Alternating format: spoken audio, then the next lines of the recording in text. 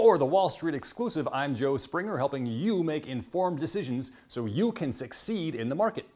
Welcome to the Daily Show. We've got a great show for you today. First, we're going to talk about Warren Buffett's retirement strategy. We're going to flesh it out a little bit more. We talked about it a little bit the other day for his widow and the strategy that probably is a little bit better, even if you're not a billionaire. We're going to flesh that out a little bit more. And then we're going to talk about why price to earnings ratios are like age, like 40 is the new 30 in age, or maybe 30 is the new 20 in price to earnings ratios. And then nobody liked yesterday's thunder angle, so we're going to do it a little bit better today. Okay, Warren Buffett has his 90% in the S&P 500, 10% in the short-term treasuries fund retirement plan for his widow if something were to ever happen to him. Okay, and so we're going to flesh that out a little bit more and talk about why that strategy is so good and what a non-billionaire can do to make it even better. And then everybody wants to substitute in their own stocks, so we'll look at that as well. Okay, here's a quote from Warren in his latest Berkshire letter. The unconventional but inescapable conclusion to be drawn from the past 50 years is that it has been far safer to invest in a diversified collection of American businesses than to invest in securities, treasuries, for example, whose values have been tied to American currency. That was also true in the preceding half century, a period including the Great Depression and 2 world wars. Investors should heed this history. To one degree or another, it is almost certain to be repeated during the next century. Stock prices will always be far more volatile than cash equivalent holdings. Over the long term, however, currency-denominated instruments are riskier investments, far riskier investments than widely diversified stock portfolios that are bought over time and that are owned in a manner invoking only token fees and commissions. That lesson has not been customarily taught in business schools where volatility is almost universally used as a proxy for risk. Though this pedagogic assumption makes for easy teaching, it is dead wrong. Volatility is far from synonymous with risk. Popular formulas that equate the two terms lead students, investors, and CEOs astray. Okay, so Warren is very famous for saying don't have be in stocks, own businesses. And so for his widow, did he say, be in all these bonds and things like that? He said no, 90% S&P 500 and 10% short-term treasuries. Okay, so we're going to make 6 points here. Number one is that this is equities with a bond buffer. And so that theme, we're going to talk about what's good about that, having equities with a bond buffer. Number two, we're going to say why short-term bonds. We're going to flesh that out a little bit more. Number three, we're going to say, well, why treasuries instead of corporate debt? Number four, we're going to say why CDs are better if you're not a billionaire. Number five, we're going to suggest that the Vanguard Mid-Cap ETF is a little bit more advantaged, has some advantage rebalancing properties that might make it a little bit better than the S&P 500. And number six is when I wrote about my strategy over the summer, everybody loves their dividend growth stocks. Can I use those instead? Sure, and we'll talk about that. Okay, so here it is, how it works, the Warren Buffett retirement strategy amended for non-billionaires. Okay, equities with a bond buffer. So if you want to protect against inflation, what is inflation? Inflation is the cost of goods and services rising in dollar terms. So if you want to protect against inflation, against the cost of goods and services rising in dollar terms, a good way to do that is to own the businesses that sell goods and services whose costs are rising in dollar terms. And so there you go, you own the S&P 500 or the Vanguard Mid-Cap Fund. And so if you're a typical retiree might take like 4% a year distributions. And so in the years where the stock market is doing well, you can take your distribution out of the stock market. And if 2008 or 2000 happens and there's this huge crash, all you got to do is probably wait a couple of years. So if you have your short-term government bond fund, 10% short-term government bonds, you should be able to live off that for 2 or 2.5 years or so. And then your stocks should recover. Okay, equities with a bond buffer. I like it. Why short? So number two, why short-term bonds? Couldn't I get a better return? If short-term bond funds are paying like 0.4%, I'm going to lose money definitely on that with inflation over time. And it's like, well, yeah, probably.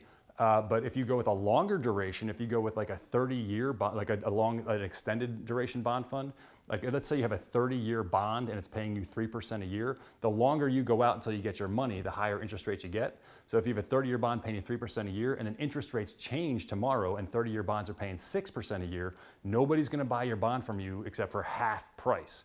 And so that's duration risk. And so short-term treasuries don't have duration risk. They have very little duration risk. Okay, so number one, equities with a bond buffer. Number two, short-term bonds, because if the market sells off, like in 2008, long-term bonds got killed too. Number three, why treasuries instead of corporate debt? If the economy goes in the toilet, there's no guarantee that corporate debt's gonna pay you back. Exxon right now is about to issue like a load of bonds, and it's like, well, you know what? Those bonds pay more than treasuries, and I was gonna own the stock anyway, and if these bonds ever take a hit, it means the stock is worthless. So these bonds look pretty good. They're better than treasuries, and if the stock gets killed, goes to zero, I'm gonna get at least some of my money back. And that's really not a good idea. What you're gonna be better off doing, at least historically, is if you like the bond of a company, you're better off buying the stock of that company, and then also some treasuries, some American U.S. treasuries.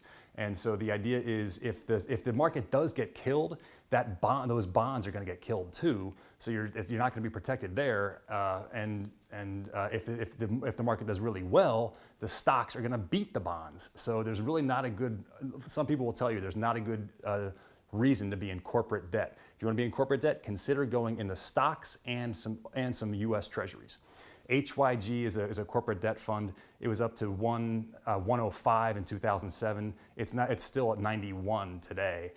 VO is up more than 50. Is up about 55% from its 2007 high. SPY is up about 30% from its 2007 high. Okay, equities with a bond buffer. I get it. Short-term bonds. I get it instead of long. Why treasuries instead of corporate debt? Okay, I'm feeling you there too.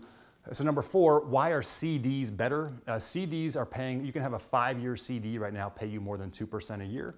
So you go to the bank, here's some money, pay me back in 5 years, give me 2% a year. If you did that with US Treasuries, you'd have to go out to 10 years, and there is duration risk there, there's interest rate risk there.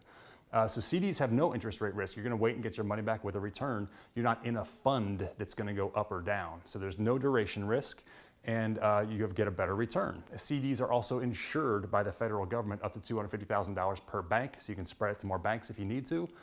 So CDs are insured. There's no duration risk at all. The only risk is inflation. And so with this idea of having your stocks to cover you for inflation, and then have your CDs to cover you in case the market gets killed, what you can do, what I recommend doing, is making a CD ladder. So you take all the money you need for next year, put it in a CD to come back to you next year with a little return. Same thing for 2 years out, 3 years out. And if you did up to 7 years that way, historically, you would be covered through all of the squalls in the market. Even if you had the worst timing ever, and you just held for 7 years, you'd be okay again. You wouldn't have lost money. Okay, so if you can do a 10-year CD ladder and that makes you feel better, do it. That's totally feels secure. And you have 10 years for your stocks to come back. Historically, that would, no matter how bad your timing was, you'd be all set. Okay, number 5, why is VO better than SPY? Let's look at Chipotle Mexican Grill. Great stock's been doing great for years, just got added to the S&P 500. When it got added to the S&P 500, all the S&P 500 index funds added that stock. They bought it. And they're never gonna sell it until Chipotle Mexican Grill is taken out of the S&P 500. If business stunk for a while, maybe it's to be taken out. So it's the same thing as the company doing a giant buyback. There's just less shares available, period. That is going to raise the price of Chipotle Mexican Grill. Chipotle Mexican Grill is one of the largest holdings of the VO, the mid-cap index fund. It has not yet been sold out and graduated on. So when they do sell it, they're selling into a buyer's market. That advantaged rebalancing should keep playing out, and it should give you a better return, and it has been. VO's been getting a better return, who knows why, but to me that makes sense, and it looks like it's going to keep continuing. Okay, number 1, equities with a bond buffer. Number 2, short-term bonds. 3, why treasuries and not corporate debt. 4, CDs are better than a short-term bond fund. 5, VO is maybe better than the S&P 500, the SPY. Number 6, I wrote about my investment strategy last summer, and a lot of retirees love their dividend growth stocks. Can I replace the VO with my dividend growth stocks? Sure, diversify them enough. Here are 10 broadly diversified dividend stocks that I would recommend. Cracker Barrel is a little under 3%. It's yielding a little under 3%, so about what a 30-year treasury is doing, and it's a great American restaurant, great American, it's for the American economy. You don't have to worry about stuff like that. Okay, Compass Minerals, we talked about that one. They sell salt. They're a little bit yielding a little under 3%. They've been on a little bit of a tear. We've had all that weather. Deere, you get some agriculture and international exposure there, so we're broadly diversified. They're yielding a little under 3%. Very historic, strong company. Cedar Park, the American amusement parks, they're yielding more than 5%. That one's a limited partnership, so you probably want to keep that one outside of your IRA. Hershey, America's #1 chocolatier, sort of like a cigarette company, but you're allowed to like it, and they're yielding a little more than 2%. That dividend should grow forever. What a great company. Kimberly-Clark is a consumer products company yielding more than 3%. They're selling diapers and tissues to basically to rich people. And so that's pretty good business. Lorillard, here's a cigarette company. Lorillard is yielding almost 4%, and it's a cool and refreshing way to help people stay skinny. Okay, Mocon, they just did a merger. The American legislation on cigarettes is probably put to bed, so Lorillard's probably okay. Mocon, here's an interesting one. MOCO, they do processing that helps food stay on the shelf longer without using preservatives. They manage the atmosphere inside the packaging. They do the sealing on the foods and all that stuff. They do other things as well, but an interesting business. They yield almost 3%. Republic Services yields almost 3%. They do waste collection. If you live in the Southwest like me and you want somebody else to pick up your trash, good luck. So that's a pretty good business. I have to use Republic Services. Sierra Monitor, they yield almost 3% with its protocol translator product lines. A building may have all these different systems wired into it, and now they want to have like central command and control all these different systems. Sierra Monitor's products let you do that, amongst other things. Okay. So there's I think 10 stocks with a dividend.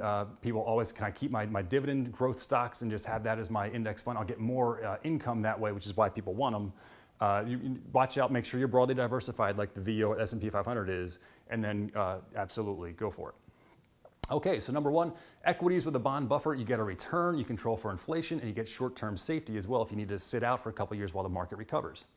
#2, short-term bonds are better than the long-term bond fund, even though they yield less. If the market does sell off like 2000 or 2008, that short-term bond fund allows you to be so heavily weighted in the stock market because that short-term bond fund is going to be okay. #3, why treasury is not corporate debt. Corporate debt acts like stocks, and when the market goes up, it trails stocks, and the market goes down, you would have been better in stocks and treasuries. #4, CDs are better. They get better rates. They're insured. If you're not a billionaire, you should go with CDs instead of a short-term bond fund. #5, VO to me is better than the S&P 500 because it has advantaged rebalancing, like with the Chipotle Mexican Grill example. And #6, can you use your dividend stocks? Sure, broadly diversify. All right, I hope you found that helpful. Coming up next, we'll look at why PE ratios are like age, and then we'll do the advanced, better Thunder angle. I'm Joe Springer, helping you make informed decisions so you can succeed in the market.